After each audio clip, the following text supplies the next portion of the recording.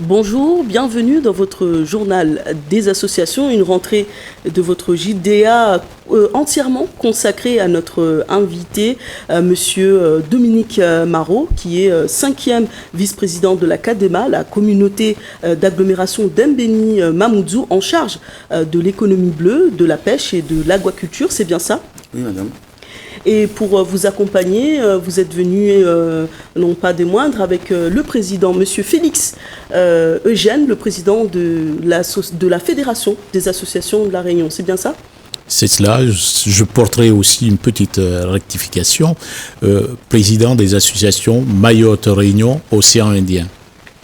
D'accord, c'est pour marquer le fait que Mayotte s'ouvre aussi à sa région. À sa région, Ça exactement. tombe bien que vous preniez la parole parce que justement la question est adressée à monsieur Dominique Marot. Qui est, selon vous, qui est Dominique Marot? Je lui donnerai d'abord la parole pour qu'on ait un regard extérieur, monsieur le Président. Dominique Marot. Très bonne question. Dominique Marot, c'est l'enfant, je dirais, l'enfant de l'océan Indien, parce que il n'est pas simplement élu de Mayotte. Ses parents d'origine sont aussi malgaches, sont coloniales. Il y a du breton, il y a du malgache, il y a du mauricien, parce que on a du côté de la famille Avis, qui ont une grande propriété de thé, mais bien sûr, jamais n'a été publicité, parce que c'est, vous le savez très bien, des fois, le pouvoir ou bien les querelles d'ordre familial font que les choses en sont restées telles. Dominique Marot n'est pas seulement un élu pour vous, c'est aussi une personne de votre famille. Quelle curiosité! Effectivement, Dominique Marot, le fait du hasard, bien sûr, a fait que nous nous trouvons là tous les deux. C'est un cousin, un cousin propre, bien sûr, parce que sa mère et ma mère, c'est deux sœurs, même père, même mère, et voilà. D'ailleurs, à la régie, nous avons une photo, une très ancienne photo. Je voulais interpeller monsieur Dominique Marot sur cette photo. Est-ce que vous pouvez nous parler? C'est vos grands-parents, un couple? C'est mes deux, c'est mon grand-père et ma grand-mère côté paternel, qui sont des mères. Des Mernes? Ouais, de Tana. Est-ce que, justement, parlez-nous de cette tribu, vous en connaissez un peu plus? Ma famille, oui, je les connais un peu plus. Ouais, c'est vrai que bon, mes parents, mes grands-parents sont des malgaches, du côté de mon père, et du côté de ma mère, la grand-mère de ma mère, elle vient de Sainte-Marie, du côté de son père, et du côté de sa mère, elle vient de Diego. Qu'est-ce que ça vous fait de voir cette photo? Ça fait énormément de plaisir parce que je ne m'attendais pas du tout. C'est une surprise. Et qu'est-ce que vous avez comme... Quel souvenir vous gardez de vos grands-parents? Malheureusement, je ne les ai pas connus. À l'époque, c'est que dernier temps qu'on a eu des vols de Mayotte-Madagascar. Mais à l'époque, je ne l'ai pas connu. Quand je suis allé, il était déjà parti. Mais par contre, j'ai eu quelques souvenirs de ma tante, la grande sœur de mon père. Et j'y vais quand j'ai l'occasion, une fois dans l'année. Et pourquoi vous avez vous avez publié cette photo sur votre Facebook? Pourquoi vous avez tenu à publier cette photo? Pour moi, vous savez, quand très longtemps vous n'avez pas connu vos racines et que vous les avez vues, vous avez vu votre famille, je pense que c'est, quel que soit le problème qu'il y a, mais je pense que c'est très attachant pour pouvoir au moins montrer qui sont vos racines, d'où vous venez, c'est important. C'est important de reconnaître son identité, ses origines. Est-ce qu'on pourrait justement, en quelques mots, vous définir, vous, comment vous vous définissez, qui est Dominique Marot pour les Réunionnais? Dominique Marot, c'est l'enfant, disons, le citoyen du monde. Je peux être réunionnais comme je peux être un grand Comorien, comme je peux être n'importe où. Je suis un citoyen du monde et voilà, je m'adapte à toutes les situations, quel que soit l'endroit où je suis. Dominique Marot, c'est aussi un passionné de la pêche et vous êtes le pionnier, on va dire, le fondateur de l'aquaculture, de l'aquamaille à Mayotte. Est-ce que, justement, on a certaines photos, on va les faire défiler et vous faire réagir sur ces photos, si la régie veut bien nous mettre ces quelques photos. Alors là, vous êtes devant, justement, un panneau où c'est écrit Aquamaille. Est-ce que vous pouvez nous parler de cette photo ? Cette photo parle du début de l'aquaculture à Mayotte, c'est dans les années 80, 81 plutôt, et que c'était juste le début du développement de l'aquaculture, qui parlait beaucoup aujourd'hui, qu'on disait que c'était la capitale de l'aquaculture, parce que c'est vrai que à l'époque, on produisait presque 75% de la production de l'outre-mer français. Et qu'on avait quoi? On avait presque une vingtaine d'années et que les autres avaient presque une trentaine d'années. Ça veut dire que Mayotte avait la chance aujourd'hui, la Vanille et l'île Angling, on avait la chance aujourd'hui de pouvoir rayonner dans les jurons océan Indien. Mais malheureusement, ce n'est pas le cas qui est passé, pas le cas qui est passé. Vous regrettez quand même ces années. Énormément. Moi, j'étais même pas encore né. Énormément, parce que franchement, c'est du gâchis qu'on a mis en place, parce que l'écloserie a coûté à l'époque 6 millions d'euros, à l'époque. Et quand on voit aujourd'hui, tout a été saccagé et que tout a été abîmé. Et je pense qu'un développement économique, s'il n'y a pas de volonté politique, rien ne peut marcher. En parlant de volonté politique, nous avons une autre photo d'un homme politique d'ailleurs, qui est récemment décédé. Je voulais vous interpeller là-dessus. Vous avez une photo avec l'ancien président de la République, Sarkozy. Pouvez-vous nous parler de cette... Cette photo parle beaucoup. Cette photo, c'est quand nous avons signé un projet qui était vraiment rayonnant pour la région. On avait signé pour pouvoir monter un centre de recherche appliqué à Mayotte. On avait eu une subvention de 10 millions d'euros. Sur les 10 millions d'euros, nous avons utilisé 600 000 euros pour les études. Il nous restait seulement à déposer le permis de construire à cette époque-là. Il fallait parce que le terrain qu'on utilisait, c'était strictement protégé, il fallait faire une demande au Conseil d'État. Il fallait faire que le département fasse un courrier et l'envoyer à la préfecture. La préfecture devait aussi rajouter un petit mot dessus pour déclasser le terrain, que malheureusement, rien n'a été fait au niveau département. C'est pour cela que je vous dis, quand il n'y a pas de volonté politique, rien ne peut se faire. Et je trouve dommage parce que les gens pensent tout le temps que l'aquaculture, c'est uniquement le poisson. Non, ce n'est pas uniquement le poisson. L'aquaculture, il y a plusieurs facteurs. Par exemple, à Mayotte, nous pouvons développer, par exemple, l'élevage de concombres de mer, l'élevage de crabes de mangrove. Il y a toute une panoplie. Et surtout, pour moi, je dirais que l'aquaculture, nous sommes des paysans de la mer. Nous pouvons aujourd'hui conjuguer avec la terre et la mer, qui veut dire que à Mayotte, nous avons un marnage de 4 mètres, qui fait que quand la mer descend, les paysans peuvent aller cultiver leurs champs et venir après, quand la marée est basse, cultiver la mer, par exemple les algues de mer, aujourd'hui qui est maîtrisée à Pemba. Le concombre de mer, aujourd'hui, elle est maîtrisée, la reproduction à Tulière, qui fait tous ces panoplies-là. Nous avons pu voir un petit peu comment on aurait pu faire pour développer cette économie dans le territoire. Mais malheureusement, on n'a pas fait ce qu'il fallait. Et qu'aujourd'hui, certes, aujourd'hui, on a qui va être créé à Mayotte, dans la commune de Beni, un technopole, un centre de recherche, mais c'est un centre de recherche seulement. Mais nous, aujourd'hui, ce qu'on veut, c'est un centre de recherche appliqué. On entend bien vos regrets et votre combat que vous menez depuis plusieurs années. On a d'autres photos aussi, j'aimerais bien que vous réagissiez sur ces photos. Si la régie veut bien continuer à faire défiler les photos qu'on a sélectionnées. Voilà. Donc nous avons notre ancien député, sénateur. Est-ce que vous pouvez justement nous parler de cette photo? On a vu que vous avez fait plusieurs publications, mais celle-là, justement... Le sénateur Henry, c'est quelqu'un qui est très attachant pour moi, qui m'a beaucoup accompagné. Je dirais que le sénateur Henry et ma grand-mère maternelle sont 2 frères et sœurs. Et que si je suis là aujourd'hui, j'ai beaucoup appris avec lui. Je veux dire, c'est vraiment...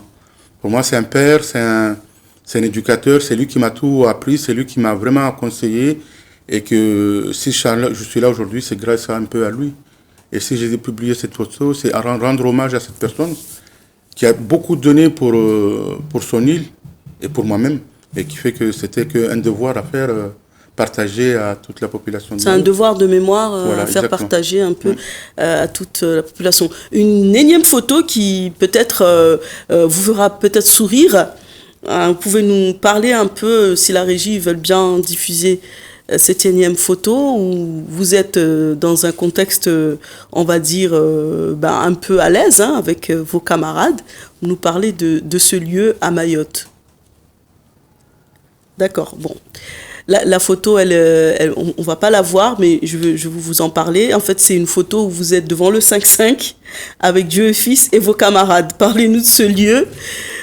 Je pense que ça peut me revenir, c'était quand il y avait la grève. D'accord. C'est ça, c'était le Canal+ qui avait diffusé cette photo-là, qui fait qu'on parlait un petit peu des problèmes qui se posaient à Mayotte à l'époque, et qu'il y avait un métropolitain qui essayait un peu de nous figer, on paye des impôts à Mayotte et on se fait... Je dis, monsieur, si vous n'êtes pas... Aujourd'hui, on revendique quelque chose. Maintenant, si ça ne vous plaît pas, vous pouvez rentrer chez vous, c'est tout. Personne n'est obligé. On peut être en métropole et s'il y a des choses qui ne vous plaisent pas, on prend sa valise et puis on part. Parce que tout le monde, quand ils viennent dans nos îles, c'est un terrain conquis et ils savent très bien aujourd'hui, avec les informations, avec l'informatique qu'il y a aujourd'hui, ils ont toutes les informations, ce qui se passe soit à La Réunion, soit à Mayotte. Et je vois mal quelqu'un me donner des leçons. Personne n'est obligé de venir aujourd'hui. C'est un choix volontaire que les gens viennent et puis que quand ils sont là pour nous critiquer, ceci, cela. Bon, quand c'est comme ça que ça ne vous plaît pas, je suppose qu'il faut prendre sa valise et repartir. Justement, cela fait quelques jours que vous êtes à La Réunion. Quelles sont vos appréciations et vos remarques? Qu'est-ce que vous... J'ai deux remarques qui me touchent un petit peu. C'est le fait que il n'y a pas cette cohésion sur ce territoire réunionnais. Le fait que les Mahorais ne sont pas unis. Je pense qu'aujourd'hui, quand on est à La Réunion, on doit voter à La Réunion. On doit participer dans les associations, quelles que soient les associations qu'il y a. Être plus fort, je pense qu'au lieu que pendant les élections, on va voter à Mayotte et qu'on ne vote pas ici. Je trouve dommage parce qu'on aurait pu avoir notre place ici. Quel que soit, parce que je vous donne un exemple aujourd'hui. À Mayotte, aujourd'hui, on est obligé de faire avec, par exemple, je vous dis, il y a des familles anjouanaises ou grandes comoriennes qui ont eu des enfants là-bas avec des pères mahorais, des mères soit anjouanaises, soit grandes comoriennes. Aujourd'hui, ces gens-là votent. Et on est obligé de faire avec. On ne peut pas aujourd'hui les ignorer, ces gens-là. Et aujourd'hui, c'est avec ces gens-là qu'on peut aujourd'hui travailler et faire avancer les choses. Alors aujourd'hui, nous, on est obligés à Mayotte. Mais je pense que plus tard, ici, à La Réunion, ils seront bien obligés de composer. Mais c'est à nous aussi de s'intégrer. Si on se met de côté, nous ne pourrons pas aujourd'hui parler de nous. On ne pourra pas aussi défendre nos droits. C'est aussi à intervenir dans le monde associatif, le monde social, ne pas seulement rester chez nous et manger. Et manger, c'est tout. Mais je pense que c'est ça le combat qui devait se faire. Et j'en parle aujourd'hui devant le président qui est là aujourd'hui. C'est le combat qui devait mener. Pouvoir aujourd'hui parler à toute cette population qui est ici, cette population mahoraise qui est ici. Je pense qu'il y a 3 générations qui sont là depuis à l'époque, dans les années 80-81, à l'époque où les étudiants mahorais venaient ici chez Madame Ponama, je me rappelle très bien, qui était un peu insalubre, les Mahorais un peu gueulés par rapport à leurs conditions de vie ici, mais c'est plus la même chose aujourd'hui. Aujourd'hui, la Réunion n'est plus comme avant. Et je pense que le plus grand boulot que le président doit faire, réunir tout ce personnage, parce que dernièrement on a fait hommage à Zenam Dere, ce que je disais, on fait hommage, mais nous n'avons pas su son exemple, parce que c'était une femme qui pouvait rassembler tout le monde, quelles que soient les religions, quel que soit le monde politique.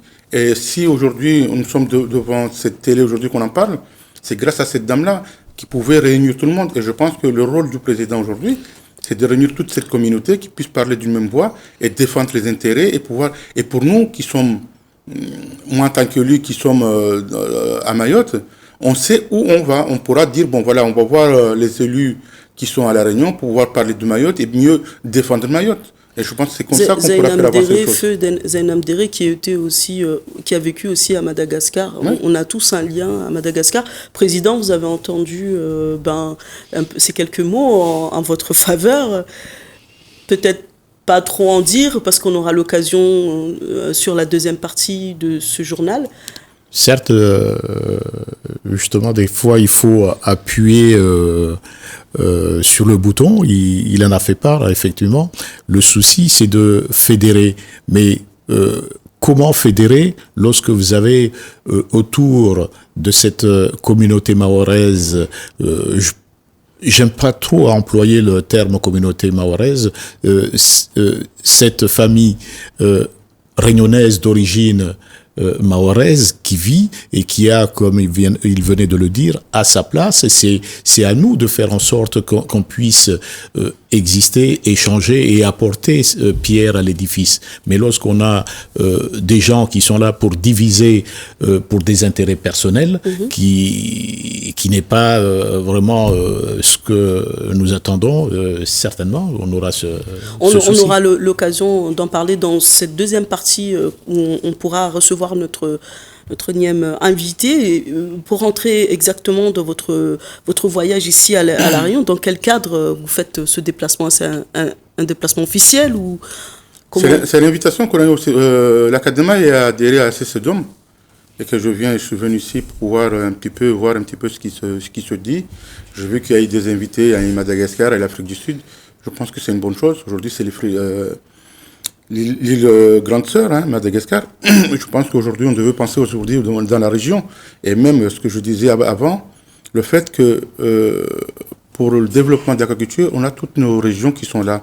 On a l'Afrique du Sud, on a l'Australie, la Nouvelle-Zélande, qui fait qu'aujourd'hui, la recherche, ça met du temps. Il faut aller dans les endroits où la recherche, on l'achète aujourd'hui. Il suffit d'avoir la technicité et le transporter et l'amener vers soi. Et je pense qu'aujourd'hui, on a la chance pour avoir ces développements aujourd'hui dans la région. Je pense que c'est à nous, les élus, d'aller voir le département pour voir qu'est-ce qu'on peut aller voir. Par exemple, en Australie, aujourd'hui, ils ont développé l'élevage de maï-maï, on appelle ça la dorade chlorophène, et qui est endémique dans nos territoires. Je pense qu'il y a plein de choses à faire. Mais moi, je retiens deux choses dans le développement de l'aquaculture. Quand je vous disais tout à l'heure, c'est une volonté politique. Il n'y a pas de volonté politique. Même l'État aussi est responsable. Pourquoi je dis l'État? Parce qu'on avait un budget de 300 000 euros, 350 000 euros, 300 000 euros, 150 000 euros État, 150 000 euros département. Et l'État n'avait pas donné sa quote-part. Pour une simple raison, on ne sait pas. Mais moi, là où ça me choque, quand on parle de 350 000 euros, vous savez qu'on sait très bien. Moi, j'étais administrateur de l'ODIADOM. L'ODIADOM, c'est une structure qui est mise en place pour le développement agricole dans tous les départements français, de France et de l'outre-mer plutôt. Et quand vous regardez l'argent qu'on injecte dans la banane antillaise, je pèse mes mots, dans la banane antillaise, et qu'on sait très bien qu'elle ne pourra jamais concurrencer la banane sud-américaine ni la banane africaine, on injecte des millions et des millions dedans. Et quand je vois l'aquaculture, pour 350 000 euros, excusez-moi du terme, du pipi de chat, qu'on n'a pas pu sauver cette filière, je trouve qu'il y avait une volonté politique pour pouvoir le tuer.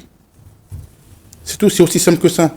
Et c'est pour ça que je vous dis, quand il n'y a pas de volonté politique, nous ne pouvons pas développer l'économie dans nos régions. Il faudrait qu'il y ait un développement. Vous avez vu, quand Sarkozy est parti, l'aquaculture a commencé à baisser de régime. On avait une association, j'étais président de l'association qui s'appelait l'UAOM, l'Union des aquaculteurs de l'outre-mer français, pendant au moins 20 ans. On a fait beaucoup de travaux avec la Réunion, avec la Martinique, avec la Guadeloupe, avec la Guyane, avec toute l'outre-mer. Et on a trouvé, ici à la Réunion, on a trouvé un prétexte que l'aquaculture amenait le requin. Mais la filière aquacole de la baie de Saint-Paul avait disparu et les requins étaient toujours là en train de bouffer les gens. Qui veut dire que c'était un faux problème qui a été posé quelque part. C'est tout pour pouvoir tuer cette filière. Justement, avec ces 1100 km², le lagon de Mahé est l'un des plus grands lagons de l'océan Indien. Selon vous, quand vous parliez de volonté politique, qu'est-ce qui fait que jusqu'à présent, on n'est pas encore exploité ce lagon, mais à bon escient? Vous savez, si la France aujourd'hui, il est deuxième puissance maritime, c'est grâce aux outre-mer. Aujourd'hui, quand je vois aujourd'hui la richesse qu'il y a dans nos régions, je parle de la Réunion, je parle de Mayotte, nous sommes tout près de l'Afrique de l'Est, avec le gaz de Mozambique. Il y a plein de choses aujourd'hui qui se passent autour de chez nous. et qu'aujourd'hui on est marginalisé. Moi je dirais en gros on est marginalisé, ou bien il faudrait que les élus aujourd'hui à un moment donné, vous savez, Virapoulet avait dit un jour au niveau des antennes, les Mahorais, si vous n'êtes pas preneurs de votre économie, vous serez spectateurs de votre économie. Et ce qu'on voit aujourd'hui, je pense qu'à un moment donné, il faudrait comprendre que les Mahorais, il faudrait qu'on se réveille aujourd'hui, qu'on puisse défendre nos intérêts, parce qu'on ne peut pas aussi continuer comme ça, aller applaudir à l'Assemblée et revenir rien du tout. Et à un moment donné, il faut faire comprendre que, voilà, nous aussi, nous existons aujourd'hui. Et ce que je dis encore, il faudrait que la Réunion et la différence entre les Réunionnais et les Mahorais, il y a deux différences. Quand les Réunionnais, il y a plusieurs partis ici. Vous avez les socialistes, vous avez les républicains, vous avez tant d'autres associations. Mais quand ils prennent l'avion à Gilo, ils sont tous unis. Ils vont défendre les intérêts de la Réunion. Mais chez nous, c'est pas comme ça que ça se passe. Chacun va tirer le profit de son côté. Mais si on était unis et qu'on allait défendre nos intérêts, je pense que ça aurait plus bien vu et on aurait pu voir quelque chose. Vous déclariez en 2020, je cite, « C'est malheureux de trouver dans les supermarchés des poissons qui viennent d'Asie ». C'est toujours le cas aujourd'hui? Oui, mais c'est le cas, c'est ce qui est malheureux. Aujourd'hui, on a une richesse, aujourd'hui, vous ne pouvez pas vous imaginer le poisson qu'on a sur le territoire. Mais aujourd'hui, il y a tellement de freins qui se mettent. Vous savez, à l'époque, un vieux prenait sa pirogue le matin, le soir, il allait pêcher quoi? Il allait pêcher quoi? 5 kilos, 10 kilos de poisson. Il revenait, il vendait 5 kilos pour acheter du savon, du pétrole, parce qu'avant, il n'y avait pas d'électricité. Et le reste, il achetait son sac de riz. Aujourd'hui, même vous avez une pirogue pour aller pêcher, vous êtes contrôlé. Mais aujourd'hui, comment voulez-vous que ce paysan qui n'a jamais été à l'école, aujourd'hui, comment il pourrait vivre? Les Maoris ils ne veulent pas le faire la mendicité. Ce qu'ils veulent aujourd'hui, c'est pouvoir aujourd'hui se autosuffisant, aller chercher leur nourriture et sans avoir des soucis. Mais aujourd'hui, vous amenez une pirogue et vous allez pêcher dans le lagon, mais vous passez un mauvais quart d'heure. Vous avez des amendes, vous avez plein de trucs qui vous tombent dessus. Et je pense jusqu'à quand ça va continuer ce genre de trucs. Et du coup, peut-on se diversifier pour la production et la vente des poissons? Peut-on faire d'autres produits à base de poissons? Vous savez, le poisson aujourd'hui, il n'y a pas une honte qu'il y a quand en métropole, on fait venir du poisson qui vient du Sénégal. Et puis et pourtant, dans l'outre-mer, on a du poisson. Quand vous regardez, je vous donne un exemple aujourd'hui, dans notre région, Mayotte, Réunion, vous avez des thoniers seigneurs qui pêchent dans la zone. Vous savez, un rejet d'un thonier, je vous explique un petit peu le rejet, c'est qui veut dire quand ils ont mis leur filet, ils ont ramené le poisson dans le bateau, ils ont un calibrage dans le bateau, et tout ce qui ne rentre pas dans le calibre, il est balancé en mer. Et ce rejet, c'est une année de pêche mahoraise. Et ce que moi, j'arrive pas à comprendre, quand on voit aujourd'hui ces bateaux pêcher dans nos eaux, et qui vont emballer leurs poissons dans des pays hors CE, par exemple Maurice, les Seychelles, et qu'aujourd'hui, nous avons aujourd'hui des jeunes, aujourd'hui quand on dit des jeunes qui sont désœuvrés, qui fument du chimique, aujourd'hui, on aurait pu monter une usine de transformation sur le territoire et embaucher ces jeunes-là aujourd'hui. Mais non, aujourd'hui, ces bateaux-là vont amener leurs poissons et emballer dans les pays hors CE, et que nous, on a toutes les contraignants de l'Union européenne. Moi, je trouve qu'il y a un souci dans ce côté-là. On peut aussi faire du poisson séché. Il y a du poisson séché, il y a la transformation du poisson. Quand vous imaginez qu'on achète du thon en boîte, mais ça vient d'où? Ça vient de Maurice. Et ce poisson, il est pêché où? Il est pêché dans nos eaux. Vous trouvez ça normal? Non.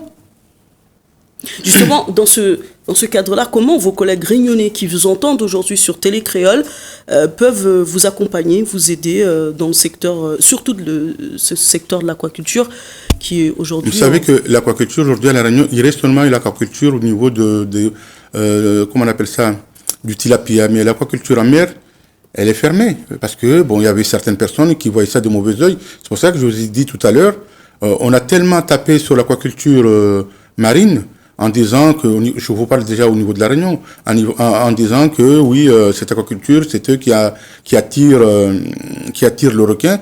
Et quand on regarde la preuve en est, c'est faux parce que l'aquaculture n'existe plus à la Réunion. Il y a toujours des requins qui attaquent les gens, qui veut dire qu'il y avait un faux problème, qui veut dire qu'il y avait quelque chose qui se cache dessus.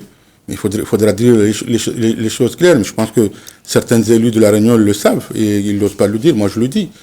Nous sommes excusez-moi de vous couper de manière aussi brute, arrivés à la fin de cette première édition avec notre invité.